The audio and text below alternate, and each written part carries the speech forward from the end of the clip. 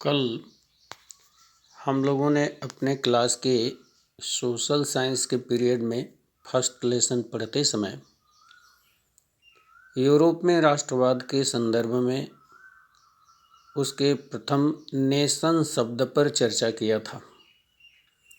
उससे संबंधित कुछ बातें हमने आपसे जिक्र किया था। इंग्लैंड में रक्तहीन क्रांति, गौरवपूर्ण क्रांति, ग्लोरियस रिवॉल्यूशन जिसे कहते हैं, 1688 में हुआ था, उसका जिक्र किया था।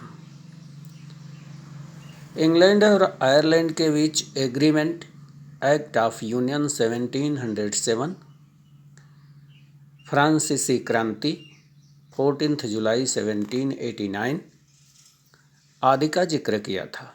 इन सभी विषयों को प्रस्तुत करते समय हमने आपसे यह बताने का प्रयत्न किया था कि यूरोपियन समाज में तत्कालीन परिस्थितियां कैसी थी और किस प्रकार से राष्ट्रवादी भावना का उदय हुआ। फ्रांसीसी क्रांति ने पूरे यूरोप को किस प्रकार से राष्ट्रवाद की ओर बढ़ने के लिए प्रेरित किया। राष्ट्र राज्य की कल्पना का प्रथम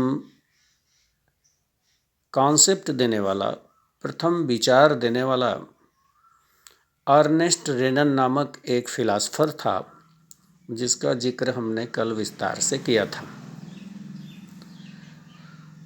उसी कड़ी में आज हम इस विषय को आगे बढ़ाते हुए आपसे जिक्र करेंगे कि हम एक बार यह विचार करेंगे कि यूरोप में उस समय तत्कालीन परिस्थितियां क्या थी, जिसमें ऐसे राष्ट्रवादी राज्यों के निर्माण की भावना पनपने लगी। लोग अब राजा की राजसत्ता के विरुद्ध खड़े होकर के और एक राष्ट्र राज्य के रूप में, स्वयं के देश के रूप में अपने एक देश का निर्माण करना चाह रहे थे। इसमें परिस्थितियां क्या थीं, तो हम विचार करेंगे तो इसमें ध्यान में आता है कि ऐसी 5-6 प्रकार की परिस्थितियां, कोई 5 फैक्टर और 6 फैक्टर जो इम्पोर्टेंट फैक्टर थे, ये इसके लिए सबसे बड़े जिम्मेदार थे। एक तो ये था कि उस समय जो फर्स्ट फैक्टर था वो था राजा की निरंकुशता। अब ये राजा की निरंकुशता क्या थी, तो हम लोगों ने पढ़ा होगा।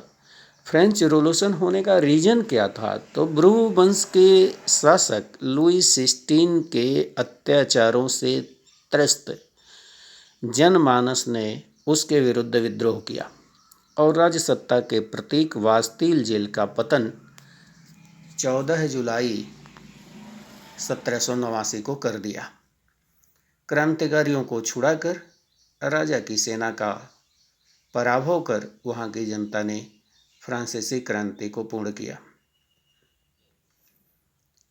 इसी तरह रूसी क्रांति अथवा पूरी दुनिया में, पूरे यूरोप में हो रहे परिवर्तन इसी राष्ट्रवादी भावना के प्रतीक थे, जो राजा की निरंकुश सत्ता अर्थात डिवाइन रूल के खिलाफ खड़े हो रहे थे।